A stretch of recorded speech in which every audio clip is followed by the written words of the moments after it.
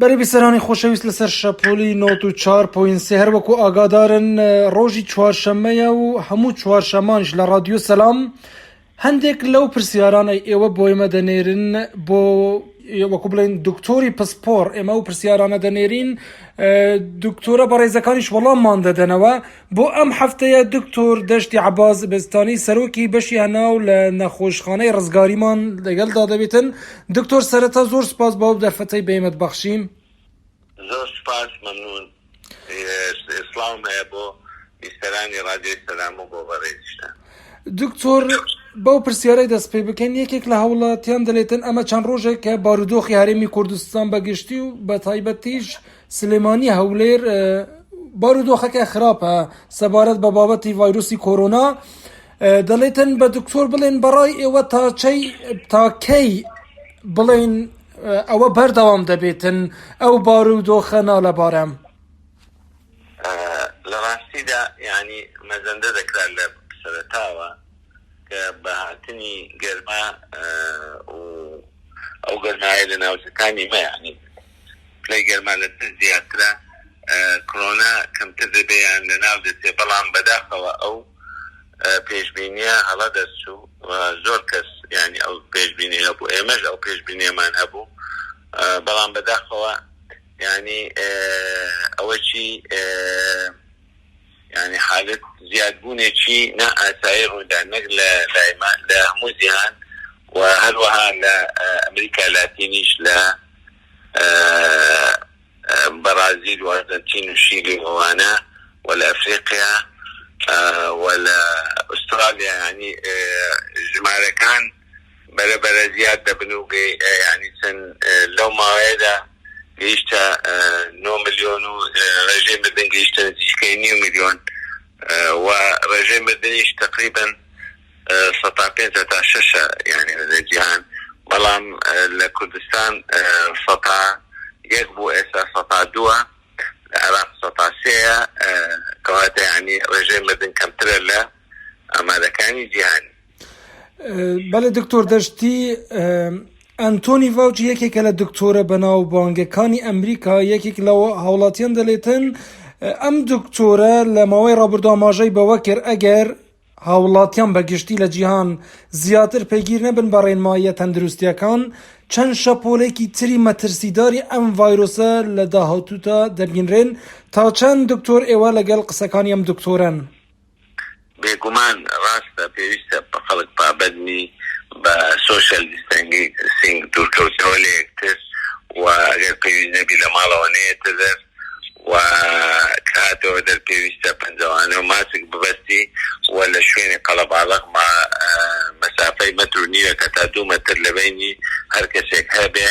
تاکو ڕێگری بکرێت لە بڵاوبوونەوەی ئەو ڤایرۆسە.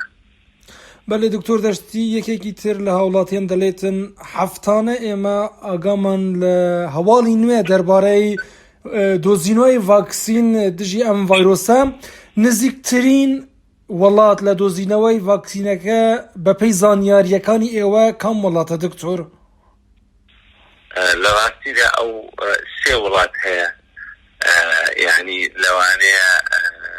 ئینگلتەرا، ئەمریکا، مختبرات ئەوەکانی یعنی ئەو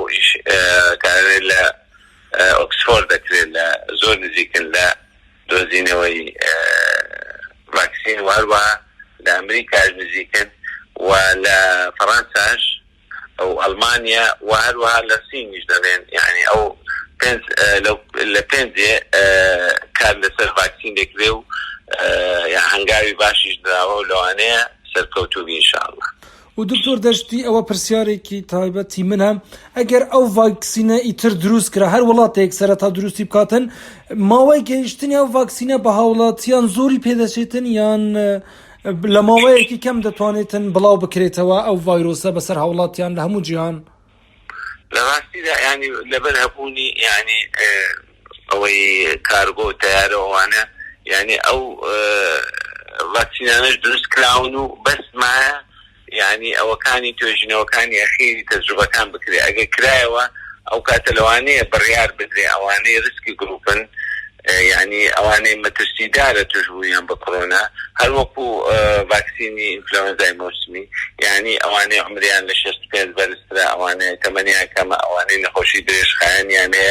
وكو نخوشي دلو وستيلو ريروي هناسا اواني كم دار فاكسيني كان اللي يبدلسو كالرجيم مدن لوانا دقات سطع يعني دو فازدو بيست بلام رجيم مردن لواني تس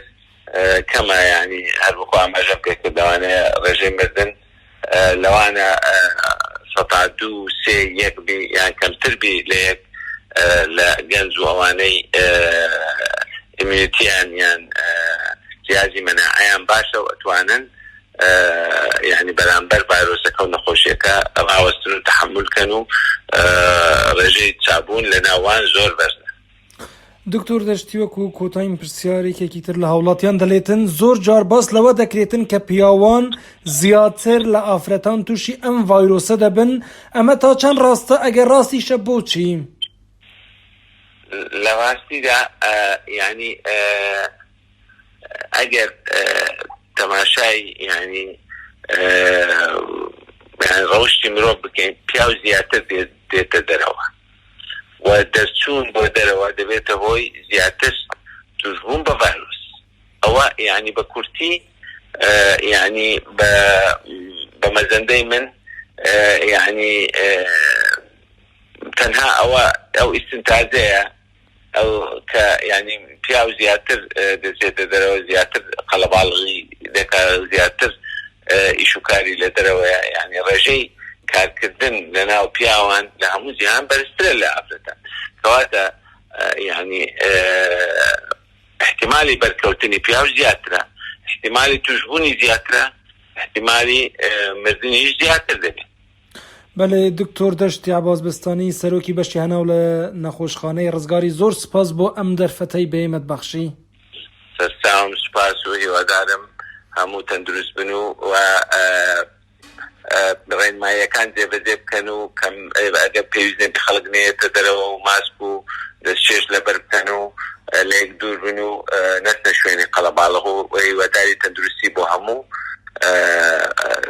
کوردستان و عێراق و هەموو جیهان.